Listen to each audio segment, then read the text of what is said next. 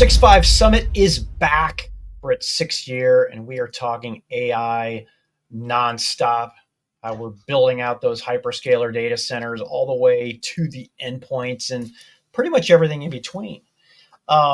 We have had Jim Anderson on the 6.5 multiple times, multiple companies. This is wonderful, and I'd like to bring him in. He's now CEO of Coherent, and we're going to talk about cloud infrastructure and talk about photons and how they're enabling all of this AI goodness. Jim, great to see you.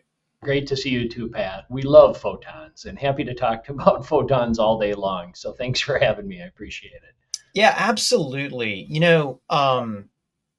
I like to call it, Jim's playbook, right? You come into a company, you run the play, modify, make tweaks, and I've observed it and really enjoyed watching it at three companies. And you did the same thing at Coherent. And at least from an investor point of view, it's all about talking to that audience, but you also have to bring in things like core value proposition with your customers, where the market is headed there. But I think the first thing probably in people's minds is, first of all, who is Coherent? Why do photons matter to AI? Yeah, absolutely. So first of all, Coherent, the simple way you can think about the company is it's really the global leader in photonics. And what is photonics? Just to make sure everybody knows what photonics is. So photonics is really about harnessing the power of a photon, and the photon is the basic particle of light, harnessing that power of that photon to do all sorts of amazing things for our customers. But the three basic things that we can do with a photon is we can transmit data with it at very high speed, at high bandwidth. We can use photons in, for instance, lasers to change the nature of materials. And then the other thing we can do with a photon is we can bounce it off a surface and we can measure or sense things about the nature of the surface. So that's the basic things that we can do with photons. But all of those basic things drive an amazing amount of innovation. And in data centers, AI data centers, photonics and the photon is becoming an increasingly important part of data center architecture and how data centers are getting designed and built. And Coherent's really at the center of that. Yeah, it is amazing. Even though it took a while for photonics to become a reality, the growth curve is astonishing, and it's directly related to the need to move a lot more data quickly and also do it at lower cost due to power and maybe a simplified infrastructure. It's been pretty astonishing, and I'm not in the copper will die camp. We keep giving life to copper here, even creating new protocols for it to talk over. But it's great to see. It's great to see how this industry has migrated. Go ahead, Jim.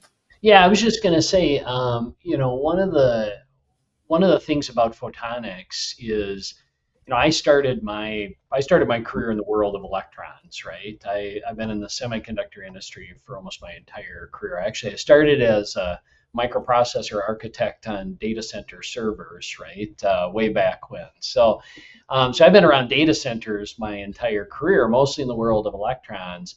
But photons have some pretty amazing properties relative to an electron, relative to the power efficiency and the bandwidth of data that they can transmit.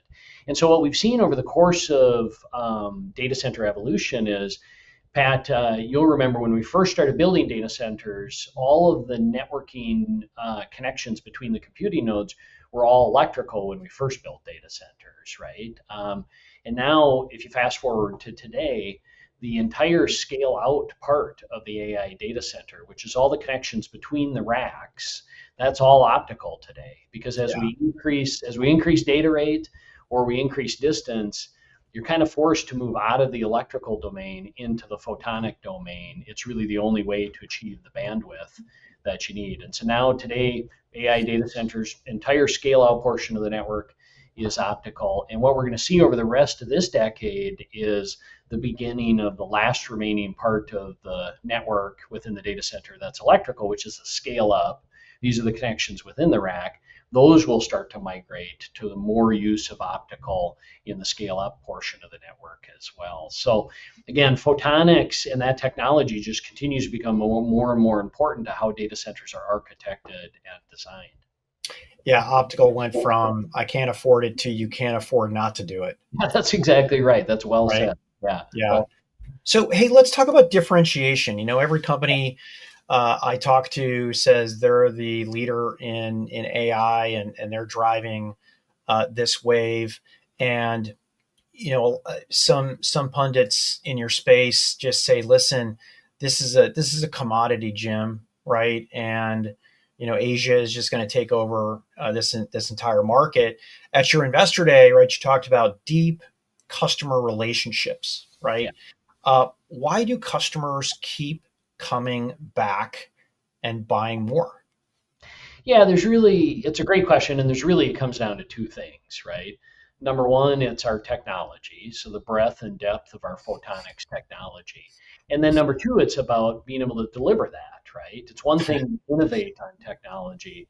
It's an entirely separate thing to be able to scale, to deliver at scale, high volume, high levels of quality. And when you look at Coherent within the photonics world, Coherent is really the only company that's got the breadth and depth of technology combined with the manufacturing scale. And you really have to have both of those with the Yeah. customers. And so, on the first one, on the breadth and depth of technology, if you look at, for instance, we build the transceivers that go into data center optical networking. Just one example, the transceiver is what converts the electrical signal to optical and vice versa. And in that transceiver, we don't just assemble and test the final product. We build all the key photonic ingredients that go into that, right? We design all of those photonic ingredients. That means all the different types of lasers, whether it's indium phosphide or gallium arsenide, right? The photo detectors that are used at the other end of the wire from the laser, all of the key materials, isolators, optics that go into that transceiver. So we've got the broadest and deepest portfolio of technology. And as you know, Pat, that's probably number one most important thing for customers as they partner over a multi-generational basis is what is the portfolio and innovation around technology that you can bring to us. But number two, the second part of the discussion is okay, so you have the right technology solution. Can you deliver that? And Yeah. that's where we've got the other part of the key customer care about, which is, we're able to deliver, complex photonic technologies at scale. So materials, devices, subsystems, even full systems and software, we're able Yeah. to deliver high volume at scale. So that combination is critically important to our customers. Yeah, I'm always fascinated when I look at the evolution of industries. They go through different cycles of aggregation and disaggregation. And in your space, aggregation is the name of the game. One throat to choke, and also time to market. People could buy this thing from this place, this thing, and then find somebody to put it together. Maybe they can do it for one cycle, right? But try to do that for two. Try to do that for three. Oh, and by the way, try to have enough manufacturing capacity online to make that happen in various places around the world. So, it's interesting. As a recovering product guy, Jim, I look very closely at core value propositions, and it's working. And probably the tip of the spear, at least on the hyperscaler side, with is you actually had an optical switch that I believe you started shipping as of late. I think that's what you announced, and you're going all the way from making the tiniest components to actually shipping the optical switch and pretty much everything in between. Yeah, actually, I'm glad you asked about the optical switch because that was one of the products when I first joined Coherent that I was like, wow, I can't believe this, because I didn't know about this product before I joined. And by the way, I just passed my 1 year anniversary just I think just a Wow. few days ago. But within the first week or two, I joined the company, somebody showed me this kind of prototype around the optical switch, and I said, "Oh my gosh, guys, we got to get this to market as fast as possible." Because what an optical switch does is if you think about the data transmission from one computing node to another computing node, the data transmission is done optically in the scale out domain. But if you want to switch from one place to the next, today it's done mostly with electrical switches, right?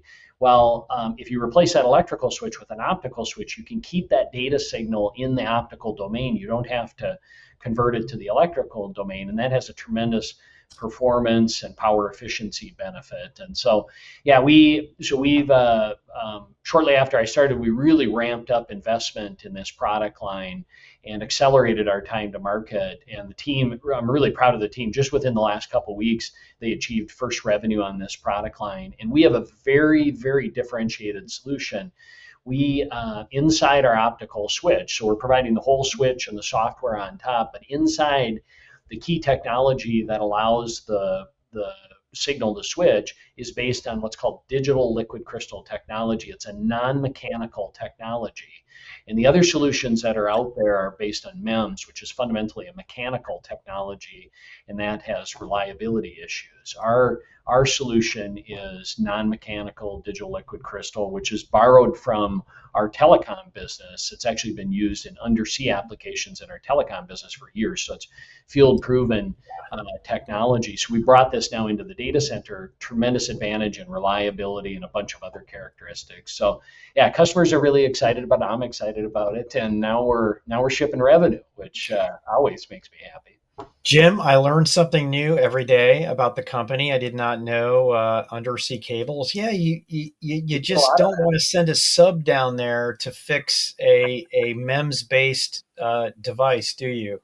No, I mean obviously that we use undersea cable example because that is the highest level of reliability that you have to achieve, right? Is because nobody wants to take a submarine down No, exactly. This is great. Hey, we're talking submarines here, folks. This is great. Yet another innovation for Coherent. No, hey, let's dive in. So we talked a little bit around the data center transceiver. Essentially, everybody out there, it's the device that you plug into the switch that Yep. makes that optical connection. We talked about what are other parts of the AI value chain, other end markets that you participate in. Yeah, good. Okay, good question. I would say a couple, right? So if we move beyond the data center, first example I'd give you is, as you know, these a lot of these workloads are so huge that they're starting to span multiple data centers, right? Or the Yes. data centers are constrained by the amount of just physical space or power that they can get into the data center, and so we're seeing these workloads, span multiple data centers where they're running across these multiple data centers. And what if you're going to run it across multiple data centers, what's key is that you have to have very high speed connections between those data centers and very, very wide high bandwidth pipes. So what that means is you need optical networking, you need very high bandwidth, high speed optical networking links. So what we're also seeing is a big increase in demand of these data center interconnect DCI transceivers, for instance, that we build that enable that high-speed networking between data centers. And so we're seeing tremendous growth there. And here again, we have great technology here because for years we've been providing key optical technology into telecom applications. And this is kind of like a telecom application. Yeah. This is telecom grade technology used for the connections between data centers. So that's one that we're really excited about. The other one that you might not think about that's maybe not as obvious is, AI data centers, the demand for AI, that's really driving the entire semiconductor technology transitions, right? So it's driving the semiconductor nodes from 3 nanometer to 2 nanometer and beyond. So it's driving the most advanced semiconductor technology. And what enables that is the wafer fabrication equipment, the semicap equipment. And if you look inside that equipment, a lot of that equipment relies on photonics, and that's where Coherent comes in. So another big area that we support AI data centers is in the photonics, lasers, optics that go into semicap equipment. When I started my career, we were on I think it was the quarter micron technology node. Pat, when you started, what were you guys like 100 micron or? I think it was 250. That was Yeah. I was kidding. That was No, no, no, so no. It was, yeah, it was two, when I was definitely 250. Yeah. I was on quarter micron when I started my career, and on the quarter micron node, we maybe had two or three optical inspection steps. That's now grown to when you look at 3 nanometer going to 2 nanometer. That's grown to almost 100 optical inspection steps, and that means photonics. So the amount of photonics, lasers, optics has grown over the years, and the complexity of those photonics has grown, which drives the amount of content. So that's another key area where Coherent supports the AI, especially AI data centers, is in the complex semi-cap equipment that drives the advanced technology nodes. That is so cool, Jim. It really is. Freaking laser beams. Yeah, By the way, the hybrid multi-cloud is just starting and connecting data centers. And people laughed at me 10 years ago when I talked about having an application where the compute is in one data center and the data is in another data center. yeah, And yeah, what this does, it makes it a reality. And it's like, well, why would I want to do this? yeah, Well, let's say I wanted to have an application in the public cloud and then the private cloud or on premises and be able to span those. So that's even regardless of AI. And now, even though the Chinese did this first, we have U.S. companies, even like Meta, who are spanning models across data centers. yeah, Okay, and a high speed interconnect is the only way you can do that and make that happen. And then when you get into these reasoning models, when it comes to inference, right, this is not yeah, just about training. yeah. And you need a planar, a very large set of planar memory to go across. For reasoning models, I believe that we will see those spanning multiple data centers as well. Yeah, and just as you said, look, that can only happen if we have super high bandwidth, super fast connections between those data centers, and that means optical networking, and that means driving the most advanced speed and the widest bandwidth optical I connections. That's mean, why, you can't do this with copper. yeah, Okay. well, I sure. mean, that's just, and they, I don't even think anybody's connecting data centers with copper anymore. No, Um, this is all optical, right? yeah. Yeah. This It's is just, telecom grade, super high speed, high bandwidth yeah. connections. We need a new industry terminology, right? We have scale up networking, scale out networking, and I don't know, scale out networking. Scale plus. Is Yeah. that what it is? I Okay. no, I just made that up. We should come up with a No, better. we coined it here. Let's plant that flag, Jim, and move that forward as the standard. So Jim, um, the innovation engine. I remember talking to you the first time you came in. I was like, Jim, first of all, embarrassed. I don't know who Coherent is. Why would you join them? What are they doing? And I think it was I don't know, a month or so in. It's a Pat. Like I look under the hood at all of the innovations, all of the technology, and all of the possibility here. I also recognize that when I look at what your EPS goals were, I map that against your financial goals. It's like, okay, Jim, how are you going to keep the innovation engine chugging along? Yeah, that's a great question. So, I'm an engineer, so I love innovation, right? So, it certainly comes from a place of love, right? On on innovation, I think in my experience, there's really two things that you need to drive an effective innovation engine, right? Number one is there is a culture around innovation. You Yeah. have to have a culture. It's interesting, and I think companies that don't have a strong innovation culture, it's really hard to build an innovation culture. The great thing about Coherent is when I came in is that's probably our strongest cultural attribute as Yeah. a company is this is an amazingly innovative company. I think it's the most innovative company I've ever worked for. And I've worked for a number of Wow. No, extremely that's big. I mean, you were Broadcom, AMD, right? Lattice. Yeah. and we were talking about optical switches. We innovate at the system and software level.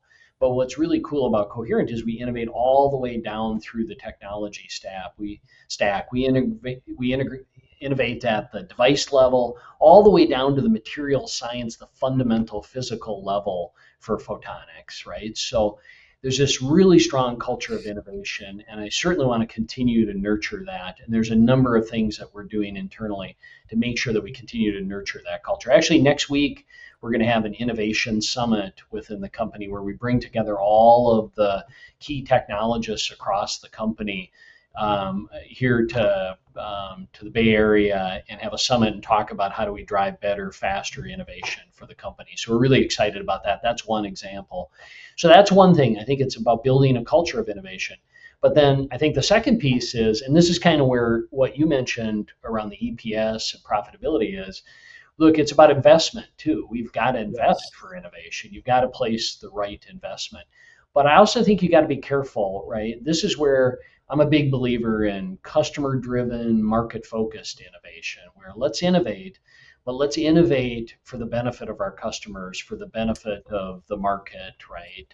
For the benefit of the industry. Let's know that as we innovate, that customers are going to see real genuine benefit from that, and that the company will see a return, a good return over time on that, right? A good return on that investment.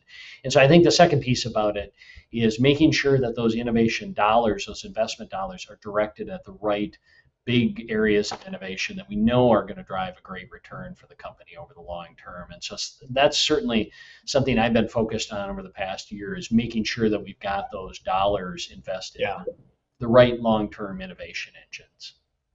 Yeah. So it's not about technology for technology's sake. It's really innovation for customers' sake. You got it. Yeah. Hard to do, particularly you have to make bets and guess on where the industry is going 3 to 5 years. I mean, sometimes it's easy. It's like, hey, faster, cheaper, and more reliable. Okay, that's where we're going. But to be able to intersect that with industry standards and new technology, and what I always like to talk about is the art of the possible, Yeah. right? Your customers will never tell you what they need, and certainly if they do, it's going to be too late if you don't Yeah. already have that, and you have to kind of transpose yourself 3 to 5 years from now to see where this goes. And by the way, I did a few projects like that before. I bet. And I really like it. And you get the brainiacs in the room from a technological standpoint, and then the people who really have a decent idea of even future casting out there. It's a lot of fun. Absolutely. And this is exactly one of the themes of, I mentioned we're going to do an innovation summit internally next week. Okay, This yeah, is exactly one of the themes is, hey, let's look beyond the horizon, right? Let's make sure that we're thinking about what's beyond the horizon and what innovation we can drive way ahead of what our customers have even thought about, right? This is one of the key themes that we'll talk about internally next week. And then let's make sure we invest for that as well. And then, what I love about Coherent is the deep technology innovation that we do at such a fundamental physical layer. I think that really helps us to be able to understand the yeah. art possible. When you understand the fundamental device physics behind photonics, right, the material science, then you're able to understand what truly is the art of the possible, Wow. and then drive to that. Hey, Jim, I really appreciate the time. Our audience loves hearing what is Jim Anderson up to. What is the big deal with photons? And hopefully everybody understands why those are so important to AI today and in the future. So I appreciate that. Yeah, thanks, Pat. Thanks for giving me a chance to tell you about why we love photons so much. Sounds So great. thanks for the time. So, everybody out there, thanks for joining this cloud infrastructure spotlight at the 6.5 Summit. We're in our 6th year, and we just keep going here, and it keeps getting better. Hopefully, yes, that's what you told us. So, hey, connect with us on social media. Tune into more conversations we're having at our website, 65media.com. More insights, not as in more insights, but more insights coming up soon. Take care.